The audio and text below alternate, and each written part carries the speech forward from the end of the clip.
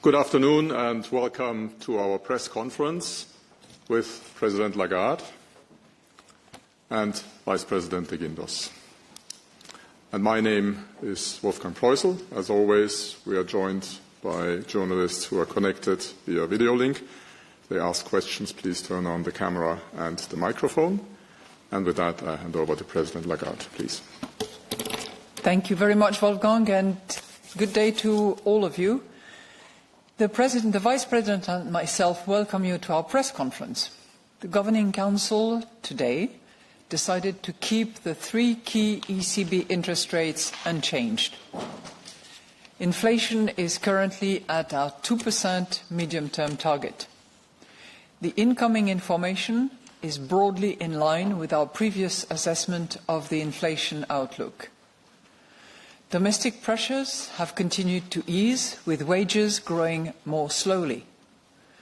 Partly reflecting our past interest rate cuts, the economy has so far proven resilient overall in a challenging global environment. At the same time, the environment remains exceptionally uncertain, especially because of trade disputes. We are determined to ensure that inflation stabilizes at our 2% target in the medium term. We will follow a data-dependent and meeting-by-meeting approach to determining the appropriate monetary policy stance. In particular, our interest rate decisions will be based on our assessment of the inflation outlook and the risks surrounding it in light of the incoming economic and financial data, as well as the dynamics of underlying inflation and the strength of monetary policy transmission. We are not pre-committing to a particular rate path. The decisions taken today are set out in a press release available on our website. And I will now outline in more detail how we see the economy and inflation developing, and will then explain our assessment of financial and monetary conditions. In the first quarter, the economy grew more strongly than expected. This was partly because firms front-loaded exports ahead of expected tariff hikes. But growth was also bolstered by stronger private consumption and investment. Recent surveys point to an overall modest expansion in both the manufacturing and services sector. At the same time, higher actual and expected tariffs, the stronger euro, and persistent geopolitical uncertainty are making firms more hesitant to invest. The robust labour market, rising real incomes, and solid private sector balance sheets continue to support consumption. Unemployment stood at 6.3% in May, close to its lowest level since the introduction of the euro. Easier financing conditions are underpinning domestic demand, including in the housing market. Over time, higher public investment in defence and infrastructure should also support growth. More than ever, the Governing Council considers it crucial to urgently strengthen the euro area and its economy in the present geopolitical environment. Fiscal and structural policies should make the economy more productive, competitive and resilient. Governments should prioritise growth-enhancing structural reforms and strategic investment while ensuring sustainable public finances. It is important to complete the Savings and Investments Union and the Banking Union, following a clear and ambitious timetable, and to rapidly establish the legislative framework for the potential introduction of the digital euro. The Governing Council welcomes the Eurogroup's commitment to improve the effectiveness, quality and composition of public spending, and supports the efforts by European authorities to preserve the mutual benefits of global trade. Annual inflation stood at 2% in June, after 1.9% in May. Energy prices went up in June, but are still lower than a year ago. Food price inflation eased slightly to 3.1%. Goods inflation edged down to 0.5% in June, whereas services inflation ticked up to 3.3% from 3.2% in May. Indicators of underlying inflation are overall consistent with our 2% medium-term target. Labour costs have continued to moderate. Year-on-year growth in compensation per employee slowed to 3.8% in the first quarter, down from 4.1% in the previous quarter. Combined with stronger productivity growth, this led to slower growth in unit labour costs. Forward-looking indicators, including the ECB's wage tracker and surveys on wage expectations of firms, consumers and professional forecasters, point to a further decline in wage growth. Short-term consumer inflation expectations declined in both May and June, reversing the uptick observed in previous months. Most measures of longer-term inflation expectations continue to stand at around 2%, supporting the stabilization of inflation around our target. Turning now to the risk assessment. Risks to economic growth remain tilted to the downside. Among the main risks are further escalation in global trade tensions and associated uncertainties, which could dampen exports and drag down investment and consumption.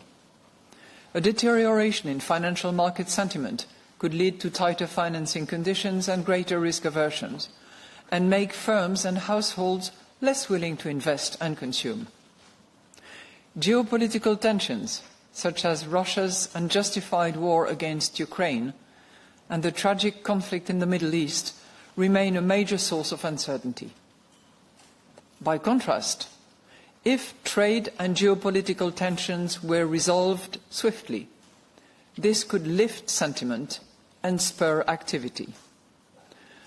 Higher defence and infrastructure spending, together with productivity-enhancing reforms, would add to growth. An improvement in business confidence would also stimulate private investment.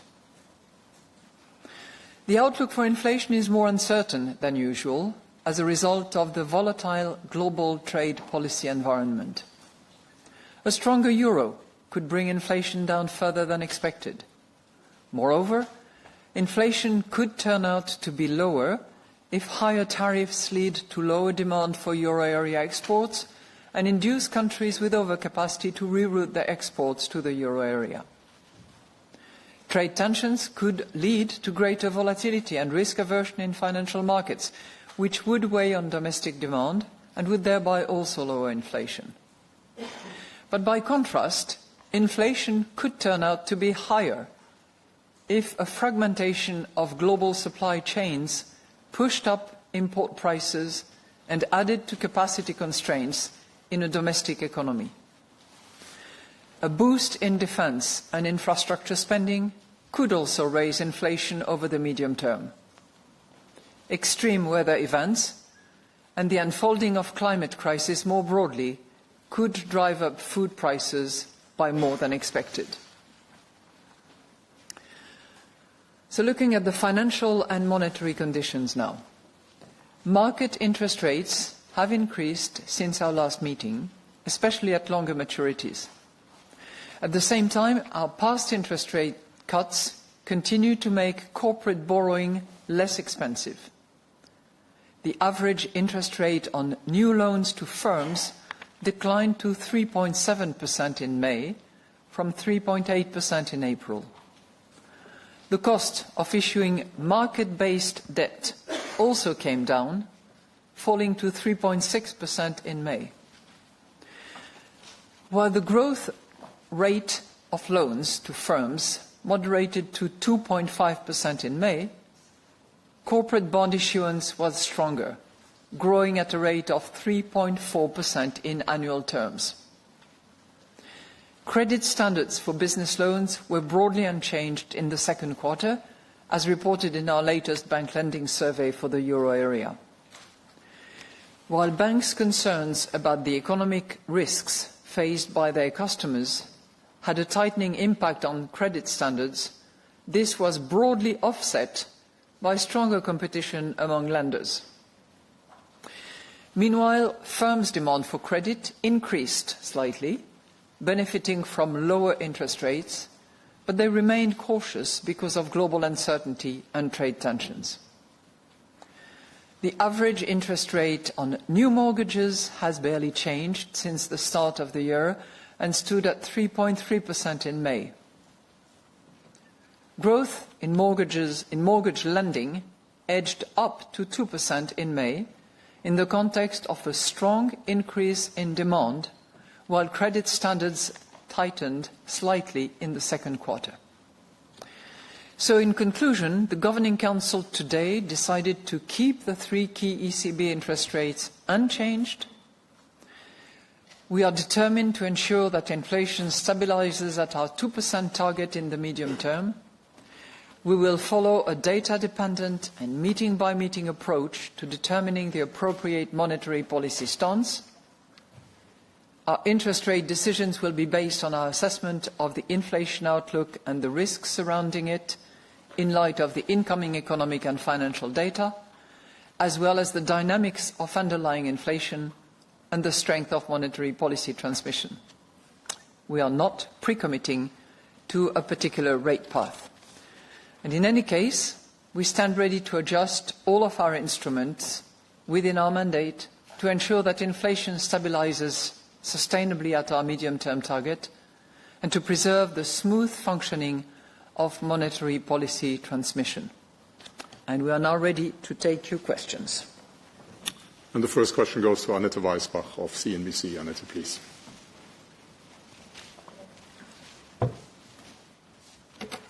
President Lagarde, thank you for taking my question. The first one is on the euro exchange rate. So we've heard from your dear colleague, the Vice President, Luis de Guindos in Sintra, that anything beyond 120 might be complicated. So what's your assessment? When does it start to get complicated, and when do the deflationary effects from that higher euro do start to worry you? Second question is on the tariffs. If we were to get that 15% trade deal with the United States, is that according to your baseline, and would that lift the uncertainties in a way which is good enough for the euro area to grow? Thank you. Thank you very much for your twofold questions. Let me just tell you that in relation to exchange rate, we do not target any exchange rate. Second, we monitor exchange rate indeed, because exchange rate matter for our inflation forecast.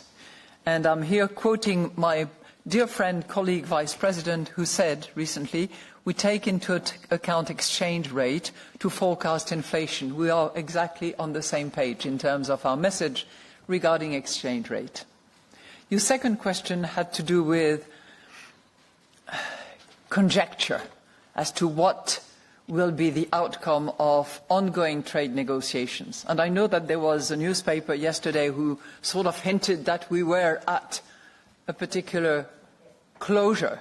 It was a closing in, not a closure, right? And required very careful reading. We are attentive to where the negotiations are heading. We are not in a negotiating position. We are operating on the basis of the work that we do to forecast, to anticipate. We have a baseline on which we are basing our decision of today, which is our June baseline, which holds. You know, that baseline is generally confirmed by all the recent data that we have received. But we take things one day at a time. We decide meeting by meeting, But we take news one day at a time, and for the moment we are relying on our baseline, relying on the scenario that we have done back in June, which we have published, which you all have had a chance to look at, and that's what it is.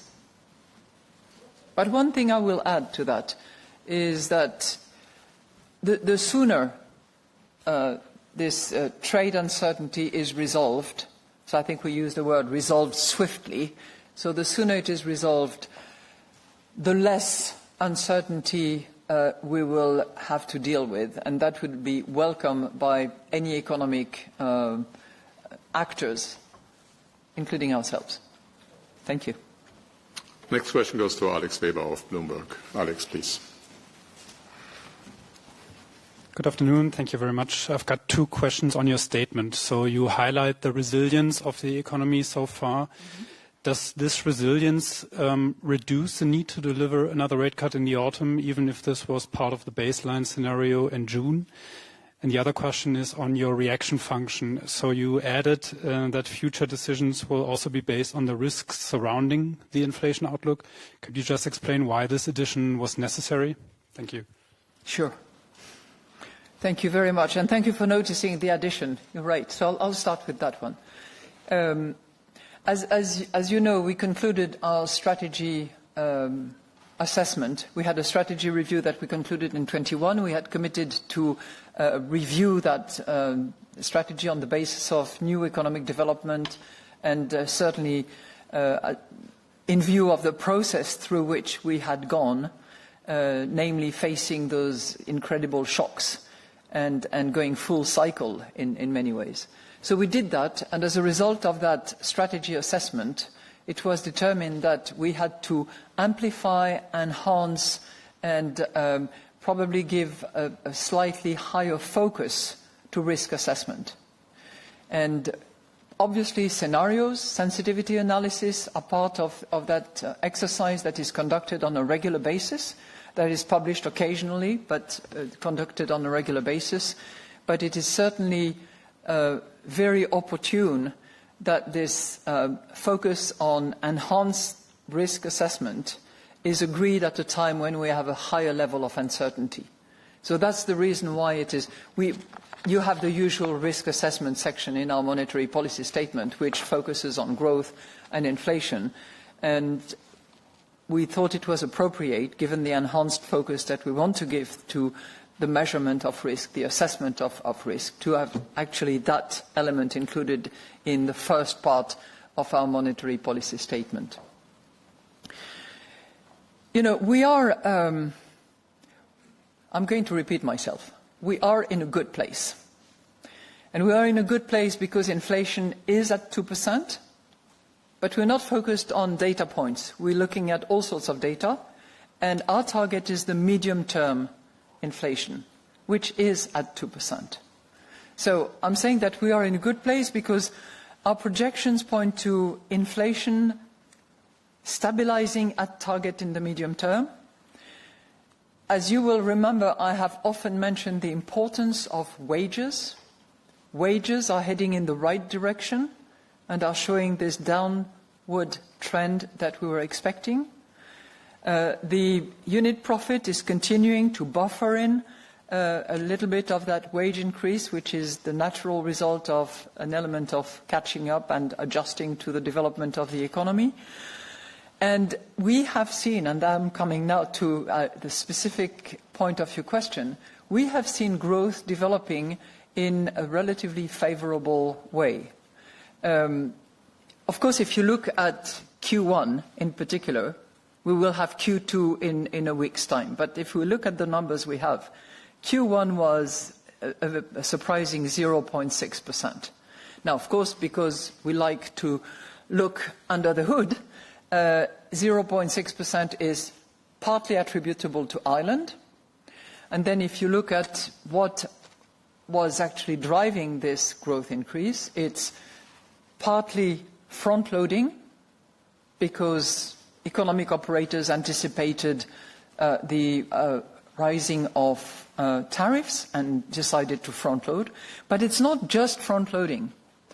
It's also increased consumption an increased investment, and not only attributable to Ireland, which is often an outlier for all sorts of intellectual property reasons and what have you.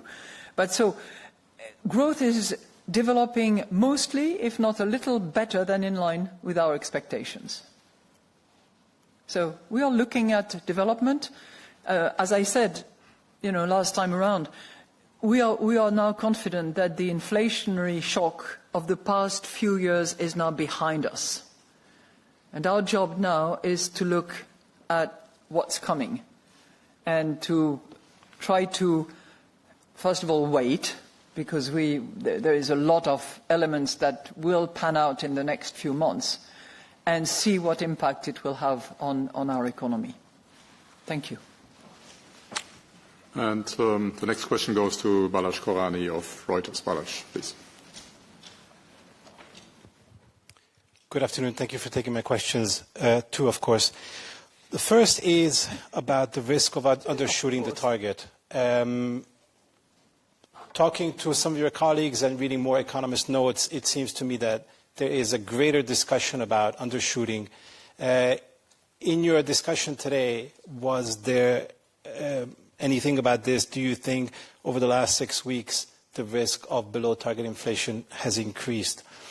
The other question is about the scenarios you published 6 weeks ago, and especially the more severe outcomes, which seem to suggest that even in case of retaliation, the whole package would be disinflationary.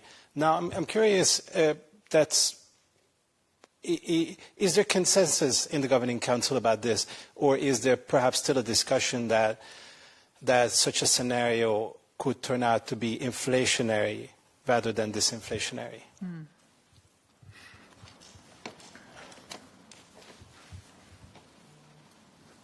Well, thank you for your two questions. Concerning the risk of undershooting, I just want to remind you and colleagues that we are at 2% latest reading, but more importantly, because that's what we have to look at, we are at 2%, which is our medium-term target. So is there a risk of undershooting? There is actually a forecast of undershooting in 26 for all sorts of base effects reasons and consequences that we are forecasting today. But as has been mentioned by some of my colleagues in their various speeches, we are not going to be moved away by some minor deviation. And we are looking at the medium-term targets that we have. And we will proceed on the basis of that 3 elements to determine our monetary policy stance. So that is the result of our strategic assessment, but it's also the approach that we are taking inside the Governing Council. Now, you will always find 2 or 3 governors who are very concerned about the undershooting. But what I say to you is undershooting is actually in our projection, in the staff projection. It's there. But what matters is our medium-term target, because this is the objective that we have reaffirmed in our strategy, and which is definitely 2%. And when I look at my inflation expectations, it is strongly anchored around 2%, in the short term, but also in the longer term. So that's as far as undershooting is concerned. Now,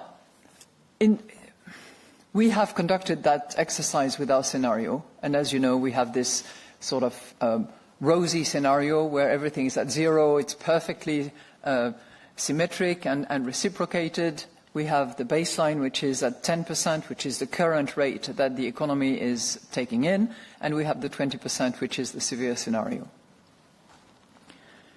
Some of those scenarios have retaliation measures, not all. And I think that as we observe the interesting negotiations and what leaks out in various form, retaliation is optional, doesn't seem to be a definite element.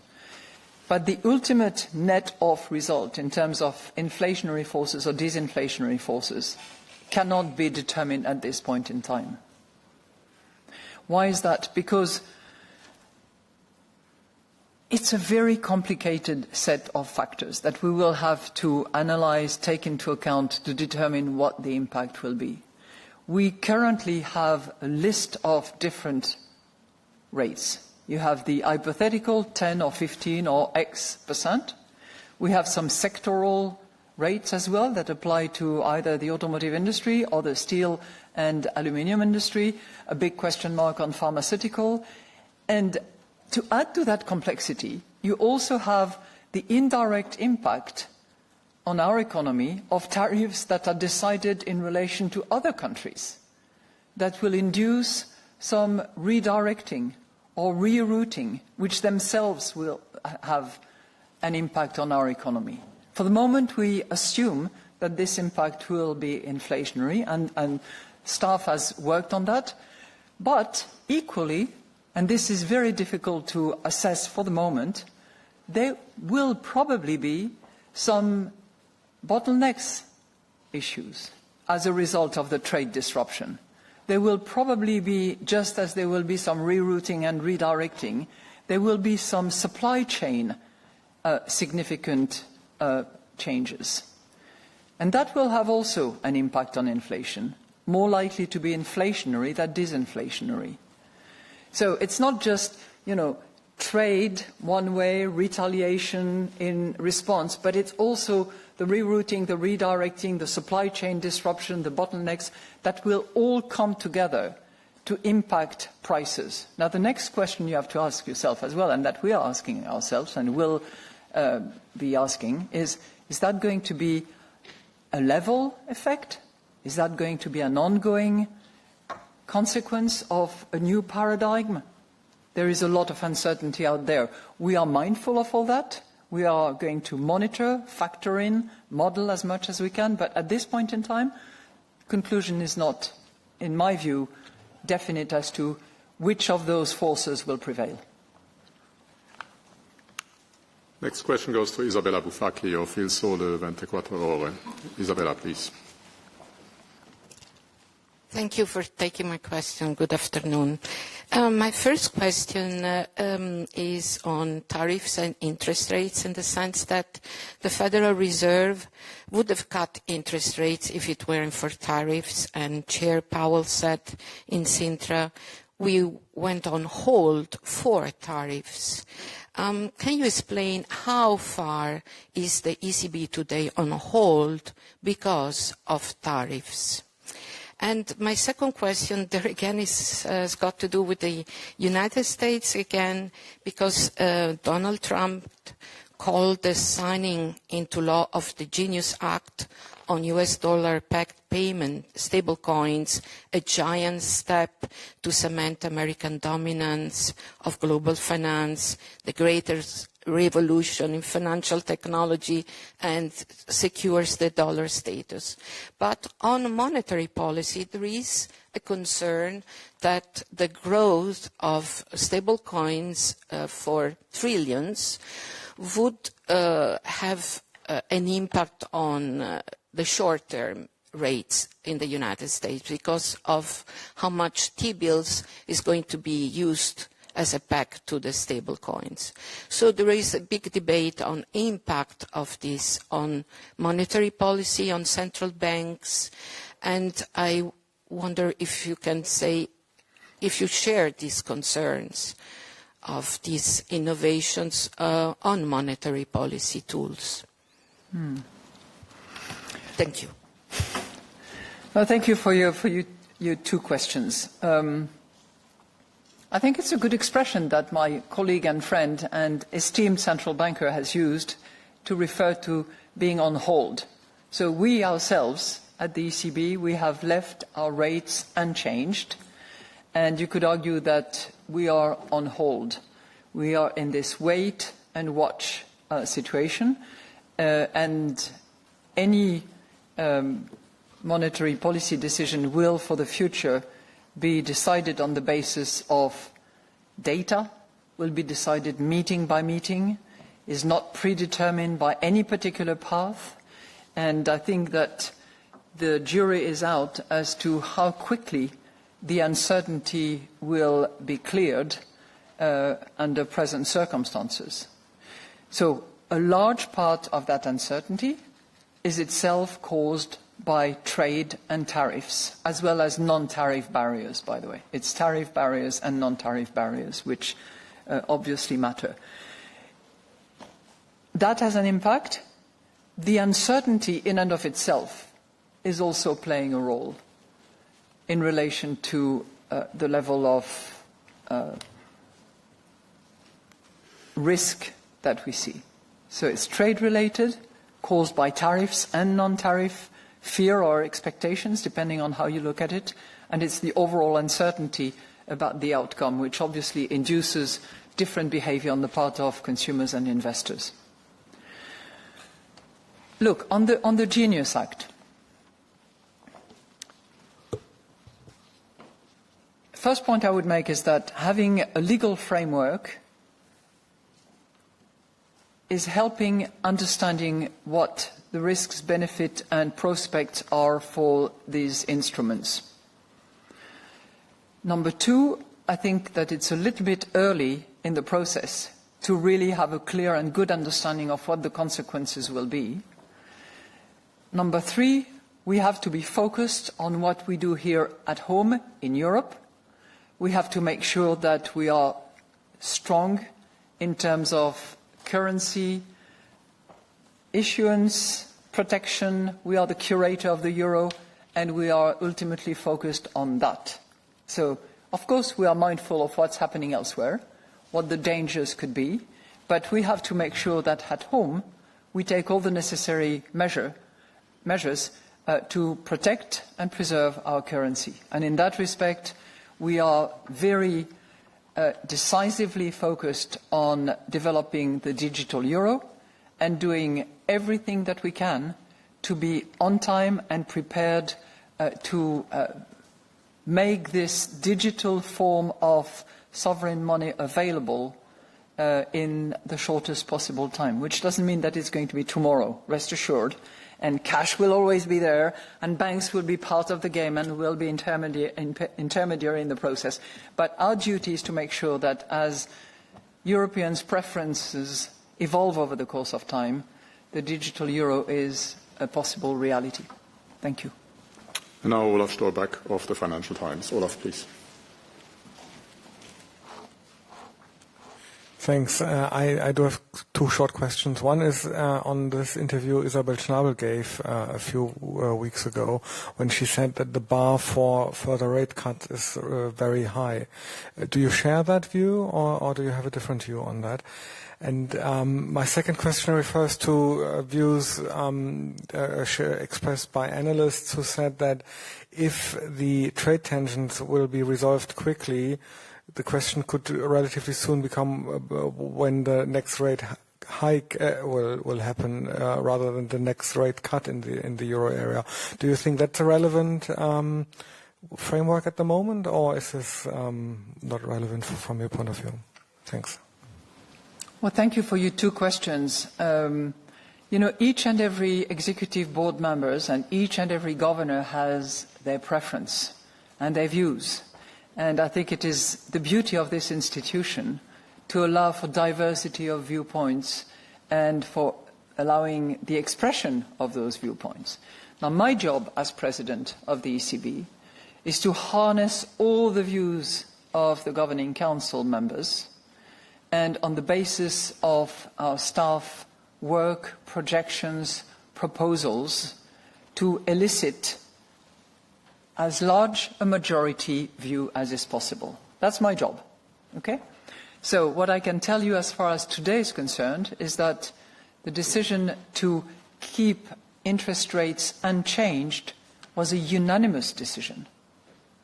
I can also tell you that the risk assessment, which is nicely spelled out in the monetary policy statement, was broadly shared by members of the Governing Council. Now, as to future path, I think it's also widely shared by members of the Governing Council that we have to work on the basis of the data as they come in, that we have to decide meeting by meeting, and that to predetermine a path or preset the level or the material and significant development that would trigger one thing or the other is prospective and not part of the job that I do. Okay? I think my response is clear enough. Look, if trade tensions are resolved in short order, it will clear some of the uncertainty that we have weighing on the decision-making of consumers, of investors, of enterprises, and it will, of course, help us as well anticipate and model what the outcome of those tariffs will be. Could it lead to different movements? Future will tell. Our work will tell. I would not exclude anything, for sure. Thank you. Next question goes to Santi Pignol of Market News International, MNI. Santi, please. Thank you. Good afternoon, Madame Lagarde. My question is, we are now less than a year from the time when reserves are expected to slip from excess to ample. My question is, are you happy that banks are in a position to deal with the reduced reserve? And is the ECB happy that all the tools are in place for any early signs to stress in the interbank market? Thank you. Yeah, I suppose you're talking about liquidity and the volume of liquidity. Yeah. Well, first of all, there is still plenty of liquidity in the system. The volume has reduced over the course of time, and it has reduced as a result of the reimbursement of TLTRO, which is now completed. It has reduced as a result of the discontinuation of reinvestment under the APP first and under the PEP second. But despite that, and the fact that our balance sheet reduces on a monthly basis, regularly, predictably, the volume of liquidity in the system is still north of 2 trillion euros. So to talk about limited liquidity in the system, I think is not the appropriate characterization. There is still plenty of liquidity. Added to which, there is probably more liquidity in the system than we had anticipated, because there has been less demand for banknotes, and that has an impact. And there are other technical reasons caused by the fact that governments eventually moved their own reserves away from the central bank to put them to better use somewhere else, which has, as a result, increased the volume of liquidity out there. But liquidity abound. Thank you. Next question goes to Carlo Boffa of Politico. Carlo, please. Hello, good afternoon. Thank you very much for taking my questions. I've got two. First one, the EPP lawmaker Fernando Navarrete, the parliament point man for the digital euro, told Politico in an interview this week that the digital euro is a nuclear threat to force banks to act. Do you agree with the statement? And the second one is on the strategy review. Some analysts say that the bar for QE is now higher. Do you agree with this? And do you think it will have any influence on next year's assessment of the operational framework? Thank you. Thank you for your very prospective question. The latter one I'm not going to address, actually, because you are jumping ahead. We have a review of the operational framework that will come in due course in 2026. So we'll take those matters as they come. The operational framework has been approved a few months ago. Let us just see how things work, draw conclusions from that, and then we shall see when we reassess in due course and in due time, that is in 2026. Now, on your first question, I have a pretty simple understanding of what the digital euro is. And for me, this is the digital expression of cash, right? I mean, we all have cash. Well, most of you, I suppose. I do. I like cash, whether it takes the form of coins or banknotes. This is cash, and this is central bank money, if you will. It's sovereign money. But as technologies evolve over the course of time, and as the preference for payment evolves as a result, we need to respond to the demand of our European compatriots. And I see digital euro as the digital expression of cash. It's like digital cash. You can argue at the margin that in terms of, absolute privacy, we're not exactly on the same page. You could argue that the cost of cash is higher than blah, blah. But in essence, that's what it is. So to argue that digital cash is a nuclear bomb, I think that's a little bit over the top. We're not holding nuclear bombs in our pockets, as far as I know. Thank you. And the last question today goes to Mario Savova of the Bulgarian news agency BTA. Oh, I thought you had raised your hand. Sorry. Okay, well then it goes to Marta Pilar of Econostream, please.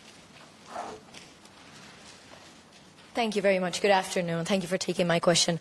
Madame Lagarde, what do you think of market expectations calling for another cut, independent of when it is, especially given that the June projections already incorporate one more cut? Thank you very much. Well, thank you so much for your question. Markets do what they have to do, and we do what we have to do. Right? So, what I said earlier is still valid. We are in a good place. We are well positioned to deal with turbulent waters and to deal with the risks that will develop over the course of the next few months. And I'm here referring particularly, but not only, to the risk related to tariffs. But you can include geopolitical risks as well. You can include a vast uncertainty which might partly clear as a result of whatever tariff certainty we receive. So we are well positioned. We are in a good place. We have essentially closed that disinflationary cycle that we battled over the last months and which has led us to move from 400 basis points to 200 basis points with 8 cuts in a matter of 9 months. So we are in a good place now to hold and to watch how these risks develop over the course of the next few months. And we will have a new projection in September, and later on we reassess at each monetary policy meetings. We do projections and we publish them on a quarterly basis, but we do that on a regular basis, and we will continue to do that in September, in October, in December, and on and on. And it's on the basis of that work that the Governing Council will decide what is the appropriate monetary policy stance. So I cannot tell you much more than that because it's been repeated twice in the monetary policy statement. I've tried to avoid repeating it too much, but our collective determination is, number one, keep inflation at 2% medium-term target. Number two, operate on a meeting-by-meeting basis. Number three, be data-dependent, and there will be plenty of that in the coming months. And not have any kind of predetermined rate path. Some people would like it. I understand that markets would like to have, more anticipation of that possible rate path. No, that is not possible under the current circumstances. But, as I said, we are well positioned to wait and see. And with that, I wish you all a nice wait-and-see holiday. And I hope that you take time to rest, enjoy family moments, friend moments, and have a good time in this uncertain world. Thank you so much. And we will be back on 11th of September, if you want.